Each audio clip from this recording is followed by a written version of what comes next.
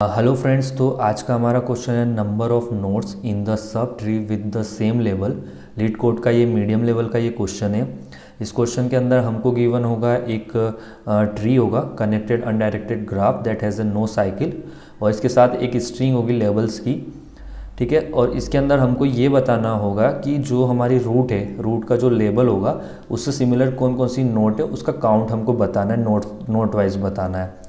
तो अगर हम हमारे इस एग्जाम्पल को थोड़ा समझे, एग्जाम्पल के थ्रू अगर क्वेश्चन को समझे, तो पहली चीज़ तो ये होती है कि हमको इसके अंदर सब ट्री का बताना है। तो सब ट्री क्या होता है? सब ट्री होता है हमारी, ये अगर हम इस रूट के रिस्पेक्ट में अगर सब ट्री देखते हैं तो ये मेरा पूरा का पूरा ट्री होता है, एक सब ट्री हुआ। ठीक है, अगर मैं इस बी वाले के रिस्पेक्ट में अगर सब ट्री देखूँ तो मेरा सब ट्री ये हुआ। अगर मैं इस डी वाले पॉइंट के मैं देखूँ तो सब ट्री क्या हुआ? ये वाला हुआ। तो क्या मैं ये कह सकता हूँ कि इस एन नोड्स वाले ट्री में मेरे पास एन सब ट्री है? ठीक है ना, पॉसिबल एन सब ट्री है मेरे पास। ठीक है, ये हुआ हमारा एक सिंपल सा सब ट्री। किसको कहते हैं? सब ट्री क्या होता है? अगर हम एग्जाम्पल को देखें तो लाइक मुझे ये करना है कि जो मेरा रूट है, रूट से सिमिलर कितनी नोट्स है उनका काउंट बताना है। लाइक मैं फर्स्ट नोट मेरी क्या है? ज़ीरो। ज़ीरो पे क्या कैरेक्टर है? ए। अब मैं इसके ए के सिमिलर काउंट देखता हूँ, ए के ये होगा, ए के ये होगा। कितना काउंट हुआ इनका? दो। ठीक है, फिर नेक्स्ट नोट क्या आएगी मेरी? वन। वन पे क्या है? बी। बी वाला सब ट्री क्या है मेरे पास? ये सब ट्री है। इसमें कितने बार बी है? एक ही बी है, तो ठीक है वन। फिर उसके बाद अगर मैं देखता हूँ मेरी रूट कौन सी है? सेकेंड। ठीक है, सेकेंड वाला ये वाला सब ट्री देखा मैंने। ठीक है, तो इस सब ट्री में कितने ए हैं? ए वन ही है। ठीक है, फिर मेरे पास थर्ड पॉइंट पे जाऊंगा, थर्ड ये रहा, ई है इसके अंदर। इस सब ट्री कितना बड़ा सब ट्री है? तो सिंगल नोड वाला सब ट्री, तो इसमें कितने ई है? वन। अगर मैं इसके बाद जाऊंगा फोर पे, फोर पे क्या है? डी, वो भी वन। फिफ्थ पे वो क्या है? सी, वन। और सिक्स डी यानी वन। ठीक है, और अगर मैं आंसर से अपने आंसर को मैच कराता हूँ, लाइक कि मेरा आंसर मैच करता है कि नहीं करता है, तो आप ये देख सकते हैं आंसर ये रहा। ये मेरा आंसर आ रहा है यहाँ पे 2 1 2 1 1 1 1 1। ठीक है, मेरा आंसर इससे मैच कर रहा है। आई थिंक आपको समझ में आया होगा कि क्वेश्चन कैसे सॉल्व होना चाहता है। अगर हम इसके सॉल्यूशन को देखें तो जो चीज़ को अभी अपन ने करके देखा, क्या मैं ये कर सकता हूँ कि मैं पहले पॉइंट नोट से एक DFS लगाऊँ, यहाँ से एक DFS लगाऊँ रूट ज़ीरो से। ठीक है, वो मुझे बता देगा इसमें ए की काउंट क्या है, सर्च करके बता देगा ए का काउंट क्या है जो इसका लेवल है। फिर मैं एक DFS लगाऊँ रूट वन पे। ठीक है, वो उसका काउंट बता देगा। ऐसे करके जितने एन होंगे उनका काउंट पता कर लूँ। तो अगर ठीक है हमारे पास काउंट आ जाएगा, लाइक ऐसे 0 1 2 3 एक एरे होगा, एरे के अंदर मुझे स्टोर करना, देन लास्ट में मुझे आउटपुट देना है। ठीक है, तो अगर हम इसमें हमारी जो टाइम कॉम्प्लेक्सिटी होगी, लाइक अगर एक DFS हम यूज़ करते हैं, DFS 0 पे मैंने यूज़ करा, तो उसके अंदर क्या होगा? मेरी टाइम कॉम्प्लेक्सिटी क्या आएगी इसकी? अगर मैं DFS यूज़ करता हूँ तो उसकी टाइम कॉम्प्लेक्सिटी होती ON। अब मुझे कितनी बार यूज़ करना है? लाइक मेरे पास n नोट्स हैं ये। ठीक है, इन सबका चेक करना पड़ेगा ना DFS, तो कब तक? Up to n। तो मेरी टाइम कॉम्प्लेक्सिटी क्या हो जाएगी? ON square. ठीक है, अगर हम इसका ऑप्टिमल सॉल्यूशन को देखेंगे तो ऑप्टिमल सॉल्यूशन कैसा हो सकता है कि सपोज़ करो मैं कहाँ बैठा हूँ? मैं इस जगह बैठा हूँ ज़ीरो पे। मुझे क्या चाहिए? ए चाहिए। तो मुझे ए कहाँ से मिल सकता है? एक तो मुझे मेरा खुद से मिल जाएगा, ठीक है, और दूसरा ए मुझे कहाँ से मिल सकता है कि मैं यहाँ से ले लूँ, इनसे काउंट पूछ लूँ या इनसे काउंट पूछ लूँ। ठीक है, मैंने बी से काउंट पूछा, ए का काउंट क्या है तुम्हारे पास? तो बी मेरे को क्या बोलता है? मेरे पास तो ए है नहीं। मैं अपने चाइल्ड से पूछता हूँ, बी ने किससे पूछा? 5 से पूछा और 4 से पूछा। तो इन दोनों के पास क्या है? इनके पास तो ए नहीं है, तो ये इसको क्या बताते हैं काउंट? मेरे पास 1D है, मेरे पास 1C है, तो ये काउंट बी को बताते हैं। तो बी के पास क्या हो जाता है? 1B और 1D और 1C। तो ये बी वाला जो काउंट है ये ए को बताता है। ठीक है, अब ए पूछता है लेफ़्ट से पूछता है, तो सॉरी राइट से पूछता है, तो राइट के पास 2 के पास तो ए है, बट इसके चाइल्ड से भी पूछेगा पहले कि कितना क्या है। तो इसको E3 बोलता है, 1E मेरे पास है, 6 बोलता है, 1D मेरे पास है, और इसके पास 2 के पास होता है 1A हो जाता है, 1E हो जाता है और 1D हो जाता है, और ये इसको बताता है ए को। तो यहाँ पे ए के पास काउंट क्या हो जाएगा? एक तो ए के पास खुद का तो काउंट था 1, एंड दूसरा काउंट हो जाता है 2 का, यानी यहाँ पे कितने हो जाएंगे 2a। ठीक है, क्या मैं इस इटरेशन के अंदर ये चीज़ कर सकता हूँ क्या, लाइक मेरे पास जो मुझे सिर्फ इतने से चाइल्ड का अगर मैं यहाँ पे अपडेट कर दूँ, लाइक मेरी जो नोट है कितनी है 2 नोट है, 2 नोट को मैं यहाँ पे क्या लेबल है a, इसका काउंट तो मुझे a का यहाँ पता चल ही गया कि a का कितना काउंट है 1, तो क्या मैं 1 काउंट को यहाँ अपडेट नहीं कर सकता हूँ, इसको मैंने यहाँ अपडेट कर दिया 2। मैं जब 6 के पास गया, 6 का मुझे पता है कि इसके पास अब कोई पॉसिबल चीज़ तो है नहीं क्योंकि इसके पास कोई नोट तो है नहीं, तो मैं क्या है 6 का काउंट यहाँ पे अपडेट कर सकता हूँ, कितना काउंट है 1। ठीक है, क्या मैं 3 का काउंट भी अपडेट कर सकता हूँ, 3 के पास कितना है 1। ऐसे करके मैं सब कर सकता हूँ, और मुझे मैंने कितने DFS कॉल होंगे इसमें, मेरा एक ही DFS कॉल होगा, तो टाइम कॉम्प्लेक्सिटी क्या हो जाएगी इसकी n। आई थिंक आपको समझ में आया होगा कैसे हमको इसको सॉल्व करना, कैसे हमने इसका ऑप्टिमल सॉल्यूशन डिफाइन किया। तो अब चलिए हम इसको कोड में देखते हैं। अगर हम इसके सॉल्यूशन की बात करें तो सॉल्यूशन करते टाइम हमारे पास जो गिवन होगा, हमारे पास वो एजेस गिवन होगी, लाइक ये एजेस है। तो क्या हम इसका ऐसा ग्राफ क्रिएट कर सकते हैं, लाइक हाँ कर तो सकते हैं। लाइक हमारा जो हम एरे स्ट्रक्चर से क्रिएट करेंगे वो कुछ ऐसा होगा, 1 से कनेक्ट 0 से कनेक्ट किया 1 और 2। ठीक है, 1 किस से कनेक्ट है, 1 एक तो 0 से भी कनेक्ट है, 1 इससे भी कनेक्ट है, इससे भी कनेक्ट है, 0 1 4 से 5 से। ठीक है, अब हमारा 2 किससे कनेक्ट है, 0 से है, 3 से है एंड 6 से है। 3 किससे है, 2 से है और किसी से नहीं है। 4 किससे, 1 से है। 5 किससे, 1 से है, सॉरी यहाँ माइनस नहीं आएगा। एंड 6 किससे, 1 से। तो सपोज करो मैं स्टार्ट करता हूँ 1 से, तो मैं ऐसे होके जाऊँगा। ठीक है, मैं इस पोजीशन को देखूंगा, इस पोजीशन को देखूंगा। जब मैं इस 1 के अंदर गया, लाइक मैं इसमें आया, तो मेरे पास वापस 0 आएगा। तो मुझे इस चीज़ को भी तो हैंडल करना पड़ेगा कि मैंने ये 1 को एक बार देख लिया कि नहीं देख लिया। तो इसके लिए मेरे को एक डेटा स्ट्रक्चर बनाना पड़ेगा, लाइक मैं उसको कह सकता हूँ विजिटेड होगा वो मेरा, वो मुझे बताएगा कि मैंने कौन कौन सी पोजीशन को विजिट करा या नहीं करा। देन फिर अगर विजिट कर रखा तो इसको स्किप कर दे और इन पोजीशन को सीन कर। ठीक है, आई थिंक आपको समझ में आया होगा कैसे हम अप्रोच को यूज़ करेंगे, लाइक क्या अप्रोच थी हमारे इसके पीछे। चलिए गाइस, अब इसका लिखते हैं कोड। तो फर्स्ट हम क्रिएट करेंगे इसका ग्राफ, लाइक यहाँ पे इसका टाइप होगा एरे लिस्ट।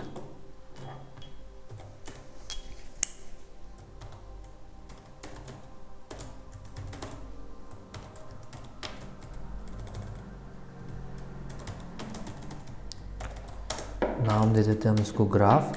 ठीक है, अब यहाँ पर हम इस ग्राफ को डिफाइन करेंगे, like graph is equal to new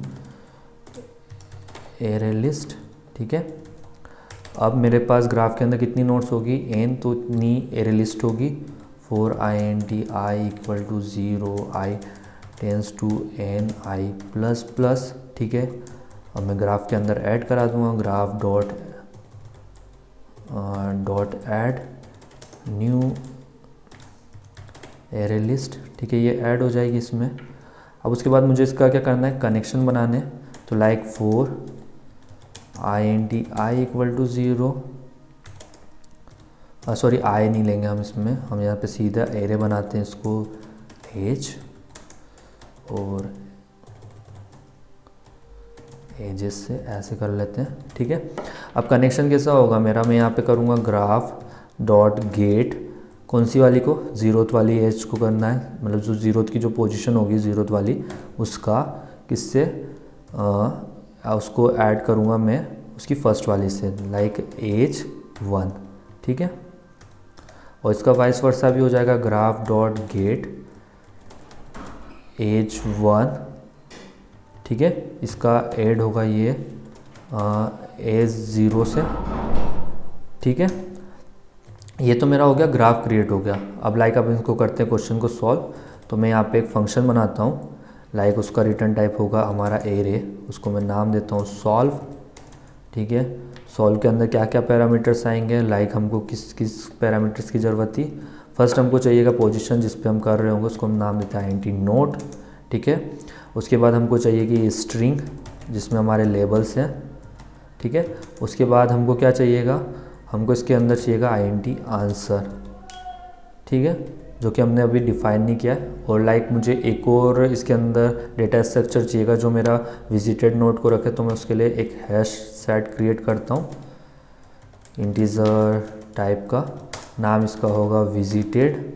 ठीक है, और इसको भी मैं यहाँ पे डिफाइन करना पड़ेगा। Visited is equal to new hash set, ठीक है, ये हो गया। और int आंसर, आंसर की साइज़ क्या होगी मेरे, int n, जैसा हमने डिस्कस करा वैसा, ठीक है। अब मैं यहाँ पे करता हूँ हमारे फंक्शन को कॉल सॉल्व। नोड क्या होगी, मैं स्टार्टिंग नोड 0 जिस पे मैं बैठा हूँ, लेबल्स, ठीक है, और आंसर्स, ठीक है। मैं इसमें ये करने के बाद क्या कर दूंगा, रिटर्न आंसर, ओके। अब हम चलते हैं हमारे हेल्पर फंक्शन में। तो हमको यहाँ से हम रिटर्न क्या करेंगे, एक एरे, तो int जो होगा हमारा फ्रीक्वेंसी, ठीक है, इसका जो इसकी साइज़ होगी वो होगी 21, क्योंकि स्ट्रिंग के इंग्लिश के अंदर कितने कैरेक्टर होते हैं, 21। तो न्यू इंट 26, ठीक है। अब इसके बाद अगर मेरा ये नोट मैंने उसको पहले ही देख रखा है तो मैं उसको क्यों देखूं, तो मैं इसमें चेक लगाऊंगा, इफ़ जो मेरा विजिटेड नोट है, विजिटेड जो स्ट्रक्चर है वो क्या कंटेंस करता है नोट को, अगर करता है तो उस केस में क्या रिटर्न कर दे, डायरेक्ट यहाँ से कर दे फ्रीक्वेंसी को रिटर्न। इन केस अगर वो नहीं भी करता था यहाँ पे इससे पहले रिटर्न, तो यहाँ पे क्या हो जाएगा, अब यहाँ पे उसको ऐड करना होना पड़ेगा, विजिटेड डॉट ऐड इसको मेरी नोट को। अब इसके बाद मैं क्या करूँगा, जो इसके रिलेटेड होंगे, रिलेटेड जितनी भी मेथड्स होगी उन सबको मैं इसके अंदर लाऊंगा। फॉर int नेक्स्ट नोड, ठीक है। ये कहाँ से आएंगे, मेरे पास जो ग्राफ है, ग्राफ क्या मेरा ग्लोबल है तो मैं उसको कहीं से भी कॉल कर सकता हूँ, ग्राफ डॉट गेट नोड वाली पोजीशन के। उसके बाद क्या करूँगा मैं, इसके बाद मैं चेक करूँगा इफ़ मेरा नेक्स्ट नोड भी क्या, नेक्स्ट नोड को भी मैंने विजिट कर रखा है क्या नहीं कर रखा, अगर नहीं कर रखा होगा तो ही मैं आऊँगा, तो इसको विजिट करूँगा, visited dot contains next node. नहीं कर रखा होगा तो मैं यहाँ पे एक एरे बनाऊंगा, क्योंकि मेरा जो रिटर्न टाइप होगा वो फ्रीक्वेंसी रिटर्न कर रहा होगा, तो वो हो जाएगा मेरा like int array get equal to solve function call होगा, ठीक है। नोड की जगह जाएगा नेक्स्ट नोड, नेक्स्ट पोजीशन होगी, और लेबल्स सेम जाएंगे, आंसर भी हमारे सेम जाएंगे, ठीक है।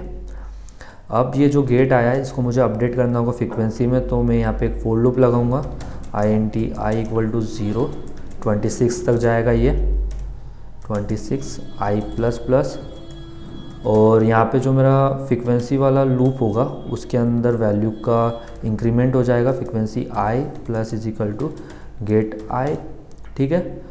अब इसके बाद, ठीक है, ये तो मैंने उसकी एक्सिस को देखा, जो वैल्यू वो लेके आया उसको ऐड कर दिया, बट इन द केस अब उसके अंदर वैल्यू किससे आएगी उस चीज़ को देखते हैं। तो फर्स्ट जैसे मेरा सिंगल नोट है, तो सिंगल नोट पे क्या होगा, जो फ्रीक्वेंसी वाला जो एरे उस पोजीशन को तो वो अपडेट करे, लाइक सपोज जो मेरा फ्रीक्वेंसी, ठीक है, इसके अंदर मैं जाऊंगा, सॉरी क्या है मेरे पास, लेबल्स, जो लेबल्स है, लेबल्स डॉट कैरेक्टर 8 नोट, जो कैरेक्टर नोट पे जो लेबल है उस पोजीशन को क्या कर दे भाई, इंक्रीज़ कर दे 1 से, ठीक है। और मैं इसको आंसर के अंदर डाल दूंगा, अपने आंसर नोट, ठीक है, उसमें डाल दे। ऊपर वाली लाइन को मैं क्या कर देता हूँ, कॉपी कर लेता हूँ,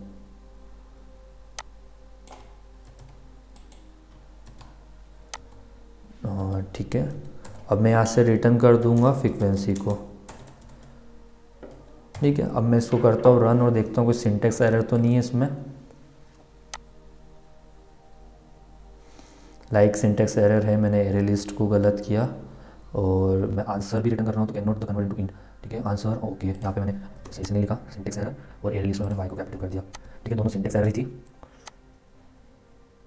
again index is out of the bond, कौन से हो रहा है, लाइन 36, लाइन 36 यहाँ से कर रहा है आउट ऑफ बॉन्ड मेरा, ठीक है।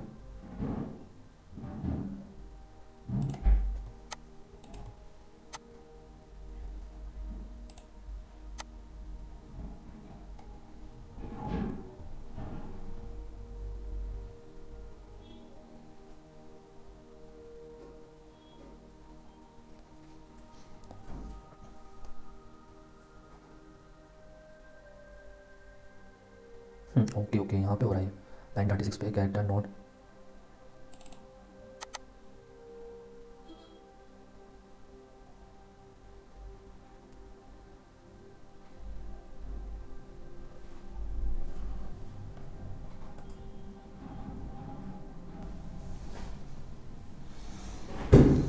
हाँ ओके, यहाँ पे ये इसलिए कर रहा है क्योंकि मैंने यहाँ पे सीधे कैरेक्टर नोट कर दिया, मुझे इसमें से माइनस भी तो करवाना पड़ेगा, माइनस ए। ठीक है, ये सिंटेक्स में थोड़ा सा चेंज करना मैं भूल गया था, इसलिए वो इशू आया था, तो मैंने डायरेक्ट नोट लिख दिया था, तो वो नहीं होगा।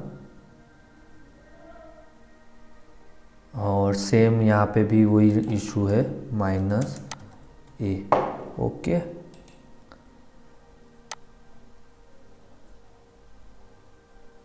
ठीक है, मेरे तीनों केस सक्सेसफुल रन हो गए। अब टाइम है इसको सबमिट करने का।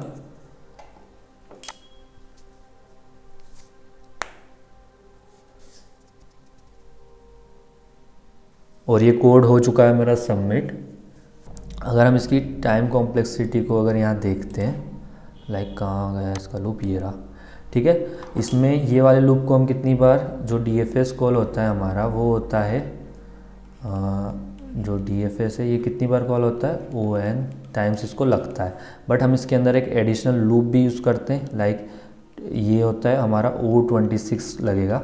लाइक हम अगर n मल्टीप्लाई 26 करते हैं, ये एक कांस्टेंट वैल्यू है हमारी। ठीक है, कांस्टेंट वैल्यू है, तो इसका कांस्टेंट मल्टीप्लाई n में होता है, तब टाइम कॉम्प्लेक्सिटी अगेन ON ही होती है। सो हमारी टाइम कॉम्प्लेक्सिटी तो ON हुई। अगर हम स्पेस कॉम्प्लेक्सिटी की बात करके देखते हैं, तो स्पेस में भी हम लाइक हमारा जो स्टैक है, जो रिकर्सन का कॉल होता है, वो लेता है ON प्लस हमने 26 का एक ये बनाया, प्लस नहीं होता मल्टीप्लाई होगा, सॉरी मल्टीप्लाई होने पे, तो इसकी भी जो स्पेस कॉम्प्लेक्सिटी है ये भी ON ही होगी। लाइक हमारी TC और जो SC होगा ये ON होगा। आई थिंक आपको समझ में आया होगा सॉल्यूशन कैसे करना है टाइम कॉम्प्लेक्सिटी। एंड अगर आपको हमारा ये वीडियो अच्छा लगा तो वीडियो को लाइक करना। अगर अभी तक आपने चैनल को सब्सक्राइब नहीं किया तो चैनल को सब्सक्राइब कर लीजिए। फिर मिलते हैं किसी और वीडियो के साथ, तब तक के लिए बाय।